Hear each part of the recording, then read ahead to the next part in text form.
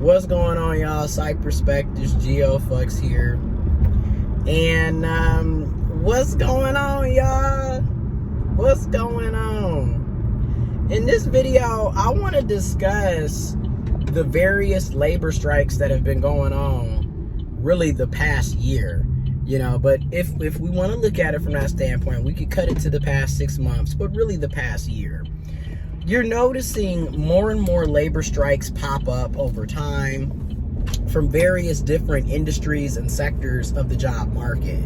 So you got everybody from railroad workers who work the railroad tracks and manage and drive and all the logistics around trains.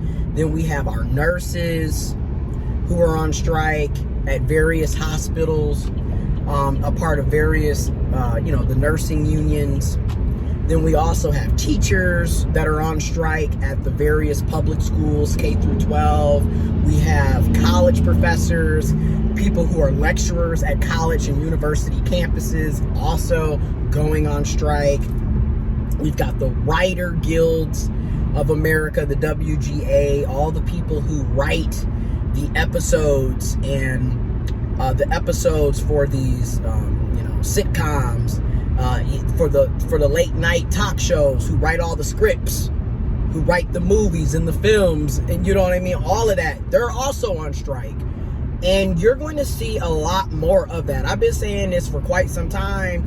We need to have, in my opinion, we need to have a mass labor strike where people from across all sectors of jobs, no matter the industry, you could be working, like I said, you could be white collar, blue collar, you could be working in the restaurant, fast food service industry, to being a school teacher, to being a police officer, to being a nurse, to being in the nonprofit, to, being a welder, to doing skilled trades. It doesn't matter what field, it doesn't matter what type of job, it doesn't matter what industry. In my opinion, we need to be going on a mass labor strike, because at the end of the day, it's the strikes that get us the benefits and the better pay that we all want, need, and deserve.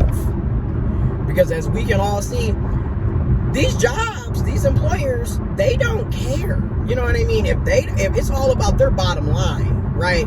So their main concern is profit. They don't care that you're unable to take care of yourself, that you are robbing Peter to pay Paul, that you're having to make tough decisions on whether you pay the utility bills or you get groceries. They don't care. They're not living your life. And even if they were able to see everything that you're going through, unfortunately, a lot of these rich and wealthy people and corporations, they don't care. They're so far removed. They're so far removed from the realities of everyday people on Main Street. And straight up don't care and oblivious in many cases. So, my background, like I said, my master's is in social sciences, my undergrad, bachelor's in sociology. So this, political sociology, economics, labor right movements, legislation, policy, those things, I'm a social scientist. That's what my education and trade is in. And then again, I stated this numerous times before, I grew up in a very much strong labor union political savvy family. So I was always going to union meetings and attending strikes and rallies. That's what we did, because my grandmother, growing up, she was the president of her nurses Teamster union. So I am very aware of these things. I grew up around these things. I'm still very active.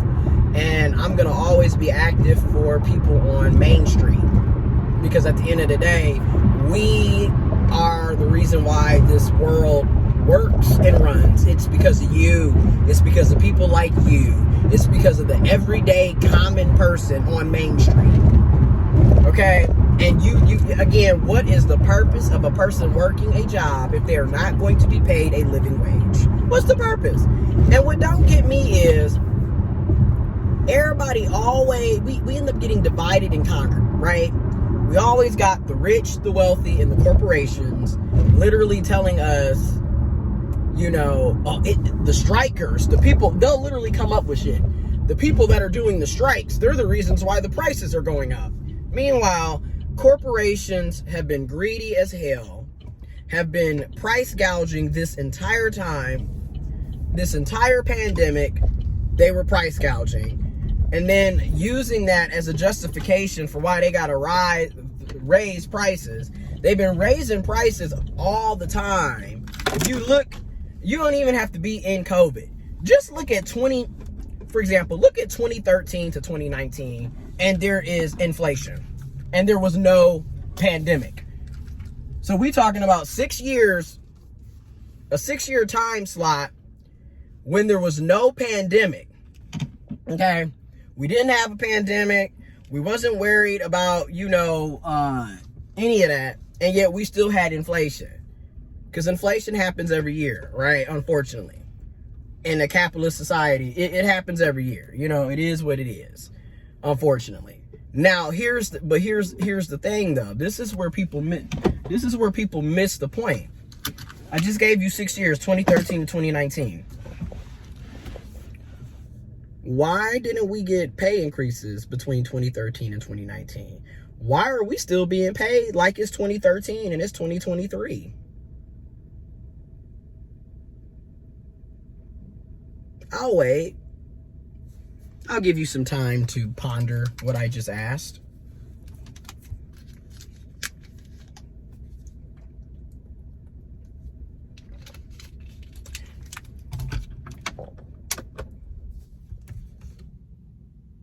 Exactly. So despite that years have gone and inflation has been going even before the pandemic, and prices have increased on all goods and services, rent, mortgage, utilities, groceries, gas, they've all gone up.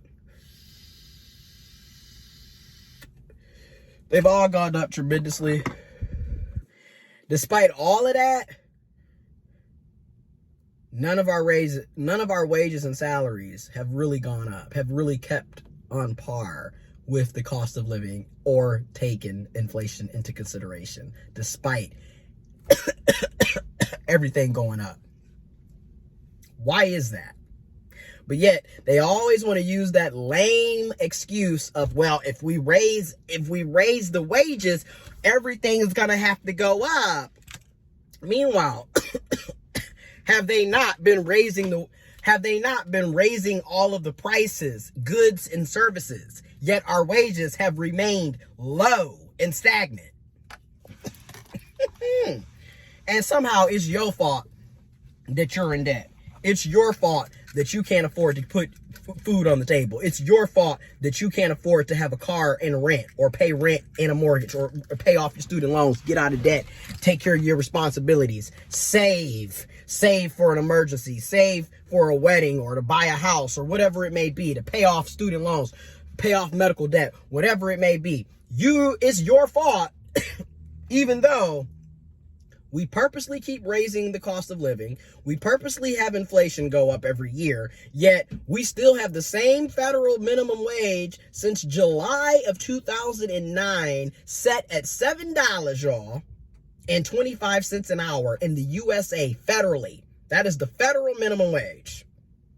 It is 2023 and the end of May, damn near Memorial Day when I'm making this video. You mean to tell me 13 years ago at this point, basically. No, 14 years ago at this point, basically. Oh, I am getting old, man. I'm old. I'm 30. I'm almost 31. You know, 14 years ago at this point was the last time they increased the federal minimum wage. And yet it is your fault. It is my fault. It is our fault that we can't keep afloat, even though we work in 2 and 3 jobs. People got full-times, part-time, side hustles, side ventures, robbing Peter to pay Paul, shanking Paul to pay Mary. You feel me? Going in. You feel me? Going in. burning the candle at both ends, man. Like, the wick ain't even there. It's just on fire. Like, we just, you know what I mean? Like, we all in the rat race. You know, y'all see that movie, The Rat Race? Came out in like 2001. Yeah, it's 22 years ago. Woo, you know what? Let me stop. I'm old. I'm proud, though, because I ain't see myself getting to 30. I'm going to just keep, hell, I ain't see myself getting to 25. But, which is why, you know, a lot of times I feel like, God, the past few years, it's like, whoa, I'm out of story mode, and I'm actually out here. Like, I was on pilot mode and shit. I don't know. But the point is, don't you think we deserve living wages? A person working full-time, part-time, whatever, they're working a job. They should be paid a living wage. So I support the labor unions. I support everybody striking. If you can join a union, join a union. You need to. You really should consider it if you have the opportunity to do it. Look it up, research it, look at the pros, look at the cons, look at, you know, how this could potentially benefit your life. Research before you do anything at the end of the day. I would suggest joining. I would highly recommend joining. But you don't have to do anything that you do not want to do.